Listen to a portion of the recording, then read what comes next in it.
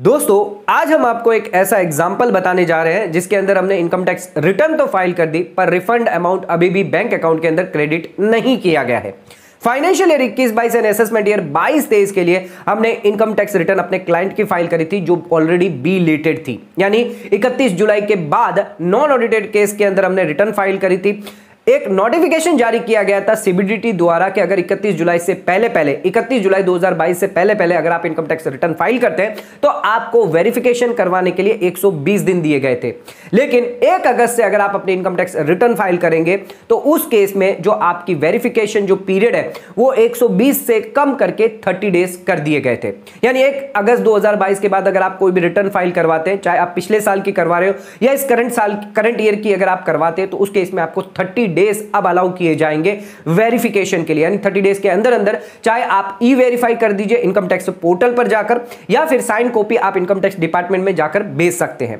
हमारे केस के अंदर हमने जो क्लाइंट था जिसकी हमने बी लेटर रिटर्न फाइल करी, जिस वजह से हमें 30 डेज ही फिर अलाउड किए गए थे वेरिफिकेशन के लिए। लेकिन कुछ कारणवश हमने वो 30 डेज के अंदर वेरिफिकेशन नहीं की थी अपनी इनकम टैक्स रिटर्न को, जिस वजह से जो भी रिफंड उसके अंदर दिया जा रहा था वो रोक दिया गया। आईटीआर प्रोसेस नहीं हुई और रिफंड अभी तक आज तक उस बैंक अकाउंट के अंदर क्रेडिट नहीं किया गया। दोस्तों कई बार हम ऐसी गलती कर देते हैं कि इनकम टैक्स रिटर्न तो फाइल कर देते पर ई वेरीफाई नहीं करते या साइन कॉपी जो है इनकम टैक्स डिपार्टमेंट में नहीं भेजते। हम ये सोच के चलते कि इनकम टैक्स रिटर्न तो हमने भर दी, अब हमारा जो रिफंड अमाउंट है हमारे बैंक अकाउंट में क्रेडिट हो जाएगा, हमारी आईटीआर जो ऑटोमेटिक प्रोसेस हो जाएगी। ऐसा नहीं है, आपको वेरीफाई करवाना मैंडेटरी है। अगर आपने वेरीफाई नहीं करवाया 30 डेज के अंदर अंदर जो फिलहाल लागू है आप पर, अगर आपने 30 डेज के अंदर अंदर आईटीआर वेरीफाई नहीं करवाई तो उस केस में आपकी आईटीआर ना ही प्रोसेस होगी ना ही आपको रिफंड जो मिलेगा। उसके अलावा आप पे लेट फीस के कॉन्सिक्वेंसेस भी लागू हो जाएंगे, यानी 1000 5000 की जो लेट फीस है 234F के अंदर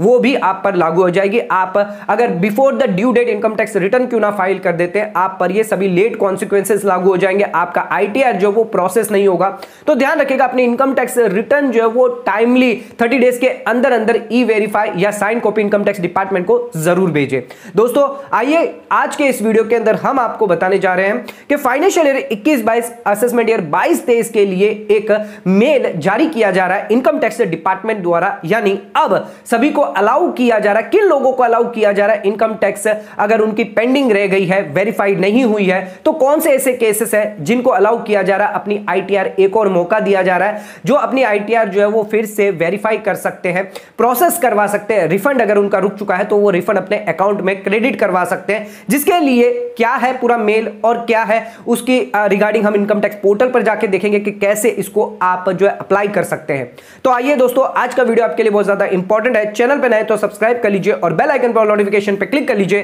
ताकि आपको आने वाले सभी नोटिफिकेशन रिगार्डिंग हमारे वीडियोस रेगुलरली मिलते रहे। तो स्टार्ट करते हैं अपने वीडियो को बिना देरी करते हुए।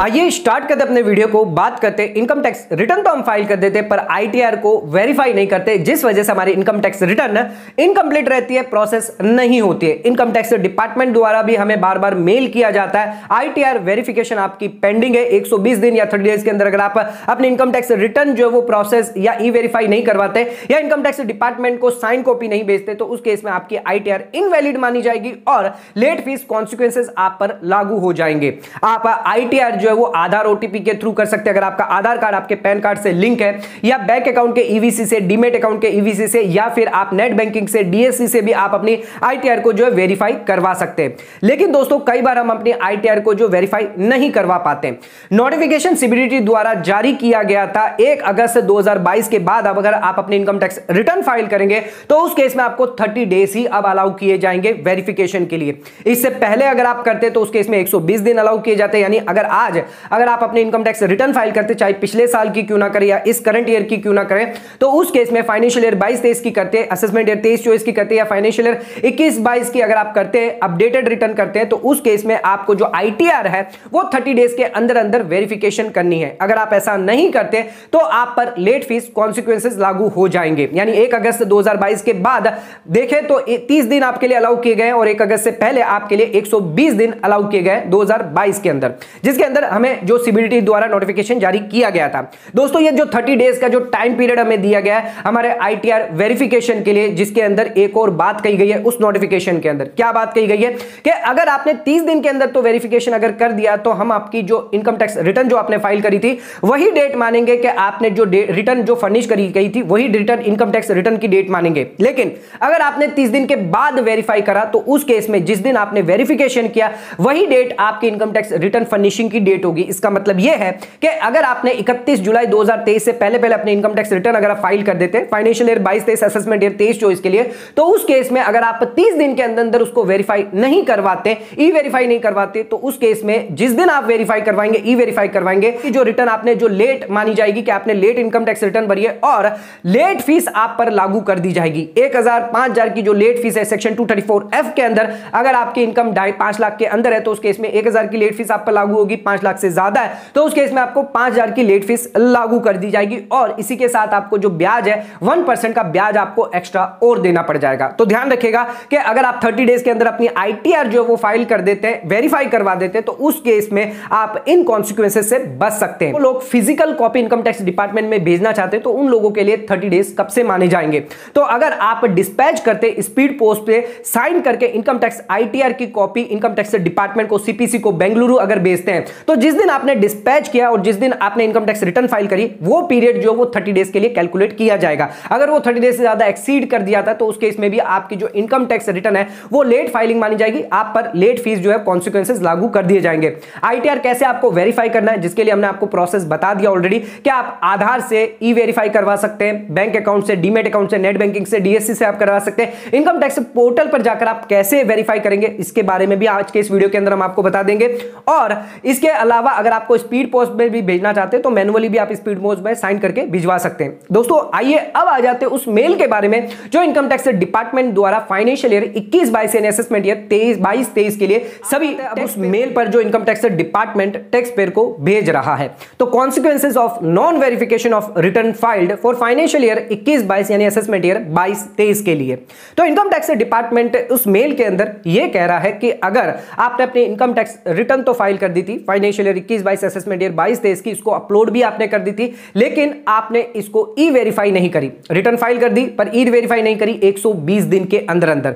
जिस वजह से आपकी जो आईटीआर है वो अनवेरिफाइड रह गई है और आप पर सभी कॉन्सिक्वेंसेस जो है पेनल्टी के, प्रोसिक्यूशन के वो लागू होते हैं और आपको नॉन फाइलर माना जाएगा। इनकम टैक्स डिपार्टमेंट ने बार बार आपको मेल किए, आपको एसएमएस किए रजिस्टर मेल आईडी पर वेरिफिकेशन करवाने के लिए, लेकिन फिर भी आपने वेरिफिकेशन नहीं करवाया। आपका जो रिफंड है वो पेंडिंग रह गया है, वो प्रोसेस नहीं हुआ क्योंकि अभी तक आपने अपने रिटर्न को वेरीफाई नहीं करवाया। लेकिन इनकम टैक्स डिपार्टमेंट आपको एक और अपॉर्चुनिटी दे रहा है, एक और मौका दे रहा है। आप अभी भी अपने इनकम टैक्स रिटर्न को जो वेरीफाई करवा सकते हैं। 120 दिन से ज्यादा पीरियड क्यों ना हो गया हो, अभी भी आज भी आप जो है अपने इनकम टैक्स रिटर्न जो है वो वेरीफाई करवा सकते हैं। अगर आपने फाइनेंशियल ईयर 21-22 असेसमेंट ईयर 22-23 की इनकम टैक्स रिटर्न तो फाइल कर दी थी पर 120 दिन के अंदर वेरीफाई नहीं करवाए, तो मेल द्वारा भेजकर आपको जो है कहा जा रहा है कि आप अपनी वेरिफिकेशन करवा सकते हैं, जिसके लिए आपको कॉन्डोनेशन रिक्वेस्ट रेज करनी होगी। इनकम टैक्स पोर्टल पर जाकर, ई फाइलिंग पोर्टल पर जाकर इनकम टैक्स के अंदर जाकर आपको उस पीरियड के लिए कॉन्डोनेशन रिक्वेस्ट जनरेट करनी है और फिर आप अपने इनकम टैक्स रिटर्न को अगर ई वेरीफाई कर देते तो इनकम टैक्स डिपार्टमेंट है उस रिटर्न को जो है वो प्रोसेस कर सकते हैं एंड उसका जो रिफंड अगर कोई पेंडिंग है तो वो भी आपको अलाउ कर दिया जाएगा। तो दोस्तों इनकम टैक्स डिपार्टमेंट द्वारा ये एक और मौका सभी टैक्स पेयर को दिया जा रहा है कि 120 दिन के अंदर जिन लोगों ने इनकम टैक्स रिटर्न फाइल नहीं वेरीफाई नहीं करवाई उन लोगों के लिए जो है अब एक और चांस दिया जा रहा है। इसमें ध्यान रखने की ये बात है, ये जो मेल्स जारी किए जा रहे हैं वो उन लोगों के लिए जिन पर 120 डेज लागू है, यानी जिन्होंने अपनी income tax return financial year 21-22 की बिफोर द ड्यू डेट यानी 31 जुलाई से पहले फाइल करी है, उन लोगों को ये सभी मेल भेजे जा रहे हैं। जिन्होंने belated income tax return file करी है, जो हमारा केस था अभी तक उनका जो आईटीआर है वो प्रोसेस नहीं हुआ है क्योंकि उन्होंने बिलेटेड फाइल करी थी, उनकी कॉन्डोनेशन रिक्वेस्ट भी हमने डाल के रखी है, लेकिन फिलहाल अभी इनकम टैक्स डिपार्टमेंट द्वारा कोई भी एक्शन 30 डेज वालों के लिए नहीं लिया जा रहा है। यानी 1 अगस्त के बाद अगर रिटर्न फाइल करते हैं, अगर आपकी पेंडिंग है ई वेरिफिकेशन के लिए 30 डेज के अंदर अगर आपने नहीं किया, आपका रिफंड पेंडिंग है, तो आप उसकी कॉन्डोनेशन रिक्वेस्ट तो आप डालकर जरूर रख लीजिए, जिस केस में हमने भी अपनी कॉन्डोनेशन रिक्वेस्ट डालकर रखी है। अभी तक उस केस में आईटीआर प्रोसेस नहीं हुई है, लेकिन 120 दिन के केस के अंदर आईटीआर प्रोसेस भी हो चुकी है और वेरीफाइड भी हो चुकी है। आ जाते हैं अपने कंप्यूटर स्क्रीन पर और जानते हैं कैसे आप ई वेरीफाई करवा सकते हैं अपने इनकम टैक्स रिटर्न जो आपने फाइनेंशियल ईयर 21-22 की फाइल तो कर दी पर वेरीफाई नहीं करी, जिसके लिए कैसे कंडोनेशन रिक्वेस्ट आप जनरेट कर सकते हैं और इसको कैसे ई वेरीफाई करेंगे, आइए आ जाते हैं अपने कंप्यूटर स्क्रीन पर। इनकम टैक्स डिपार्टमेंट द्वारा 11 जुलाई 2023 को यानी कल की डेट पर हमारे पास एक मेल आया था, consequences of non verification of return filed for assessment year 22-23 financial year 21-22 के लिए, जिसमें इनकम टैक्स डिपार्टमेंट ये कह रहा है कि आपने रिटर्न तो अपलोड कर ली थी असेसमेंट ईयर 22-23 की, लेकिन आपने 120 दिन के अंदर उसको वेरीफाई नहीं किया, जिस वजह से आपकी रिटर्न अनवेरिफाइड रह गई है और पेनल्टी और प्रोसिक्यूशन आप पर लागू हो जाएगा, नॉन फाइलर आप माने जाएंगे। हमने आपको मेल्स भेजे, एसएमएस भेजे रजिस्टर्ड मेल आईडी पर आपने फिर भी कोई भी वेरिफिकेशन नहीं करवाया, जिस वजह से आपका रिफंड भी पेंडिंग पड़ा हुआ है। लेकिन हम आपको एक अपॉर्चुनिटी दे रहे हैं, एक बार फिर से आप अपना जो नॉन फाइलर से बचने के लिए आप अपनी इनकम टैक्स रिटर्न जो आपकी वेरिफिकेशन से पेंडिंग थी उसको आप वेरीफाई करवा सकते हैं, ई वेरीफाई करवा सकते हैं कंडोनेशन रिक्वेस्ट के साथ, जिसके लिए आपको इनकम टैक्स पोर्टल पर जाना होगा। ई फाइलिंग में इनकम टैक्स रिटर्न के अंदर ई वेरीफाई आप करवा सकते हैं और एक बार कंडोनेशन रिक्वेस्ट सबमिट करने के बाद अगर अप्रूव हो जाती है, उसके बाद आप आधार से या बैंक अकाउंट से या डीमेट अकाउंट से ईवीसी के थ्रू आप अपनी आईटीआर को ई वेरीफाई करवा पाएंगे, ताकि आपकी जो आईटीआर है वो प्रोसेस हो जाएगी और आपको इनकम टैक्स रिफंड जो है वो आपके अकाउंट में क्रेडिट कर दिया जाएगा। दोस्तों, इस मेल से पहले ही हमने अपनी इनकम टैक्स रिटर्न को जो है वो कंडोनेशन रिक्वेस्ट भेजकर वेरीफाई करवा ली है। आइए आपको दिखाते हैं कैसे हमने अपनी आईटीआर वेरीफाई करवाई है, जिसके लिए आ जाते हैं अपने इनकम टैक्स पोर्टल पर, आपको लॉगिन कर लेना। असेसमेंट ईयर 22-23 के लिए यानी फाइनेंशियल ईयर 21-22 की हमने आईटीआर है ऑलरेडी प्रोसेस करवा ली, जो लेट हो चुकी थी। तो 28 जुलाई 2022 को हमने अपनी इनकम टैक्स रिटर्न फाइल करी थी बिफोर द ड्यू डेट, पर हमें वेरिफिकेशन करना था, लेकिन हमने 120 दिन के अंदर इसको वेरीफाई नहीं किया, जिस वजह से हमें 1 अप्रैल को पता चला हमारी आईटीआर जो वो अभी भी पेंडिंग पड़ी हुई है वेरिफिकेशन के लिए। हमने अपनी कंडोनेशन रिक्वेस्ट डाली, जब तक कंडोनेशन रिक्वेस्ट अप्रूव होती तब तक आईटीआर जो वो इनवैलिड मानी जा रही थी। कंडोनेशन रिक्वेस्ट जो है वो 25 मई को अप्रूव कर दी गई थी और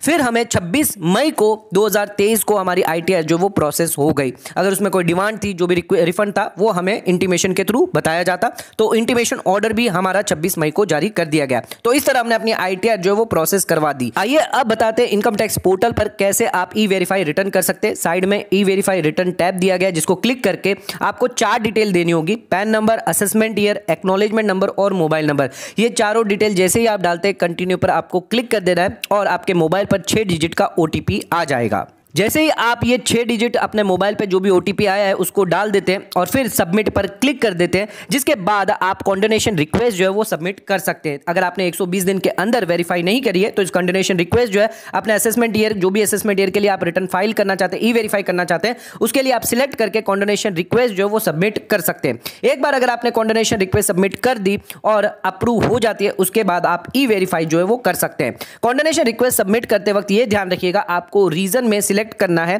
कि जो भी रीजन दिए गए उसमें से आपको सिलेक्ट करना रहेगा कि आपको क्या रीजन की वजह से आपका डिले हुआ है। तो हम यहां पर सिलेक्ट कर लेते हैं आईटीआर जो हमने स्पीड पोस्ट से भेजी थी पर हमारी रिसीव नहीं हुई थी, जिस वजह से आपके पास सबमिट होने के बाद फिर आपके पास ऑप्शन रहेगा, आप ई वेरिफिकेशन इन मोड से कर सकते हैं, चाहे आधार से हो गया, डीएससी से हो गया, बैंक अकाउंट से हो गया, डीमेट अकाउंट से हो गया। तो ये सभी मोड आपके पास दिए रहेंगे। एक बार आपकी जो सबमिट करी गई कंडोनेशन रिक्वेस्ट है अप्रूव हो जाती है, इसके बाद आप फिर से ई वेरिफिकेशन पर जाकर कर सकते हैं। ये तो एक प्रोसेस हो गया, बाहर से हम पोर्टल से कर सकते हैं, लेकिन इनकम टैक्स पोर्टल के अंदर जाकर आप सर्विस के अंदर जाकर कंडोनेशन रिक्वेस्ट ऑप्शन करके आपको दिखाई देगा, जिसके अंदर आप कंडोनेशन रिक्वेस्ट जो है वो जनरेट कर सकते हैं। तो यहां पर अगर आपने डिले हुआ है सबमिशन इन आईटीआर, तो इसके लिए कंडोनेशन रिक्वेस्ट पर आप क्लिक कर लीजिए। कंटिन्यू मेन्यू पर जैसे ही आप क्लिक करेंगे तो आपको क्रिएशन कंडोनेशन रिक्वेस्ट दिखाई देगी, जिसको आप क्लिक कर देते हैं, यानी हम एक नई कंडोनेशन रिक्वेस्ट जनरेट करते हैं। जिसके बाद आपको अपनी इनकम टैक्स रिटर्न सिलेक्ट करनी होगी जो आपकी पेंडिंग है आईटीआर वेरिफिकेशन के लिए। एक बार अगर वो आईटीआर वो आप सिलेक्ट करते हैं, जिसके बाद आप रीजन सिलेक्ट करने के बाद आपको सबमिट पर क्लिक कर देना है। जैसे आप सबमिट पर क्लिक करेंगे,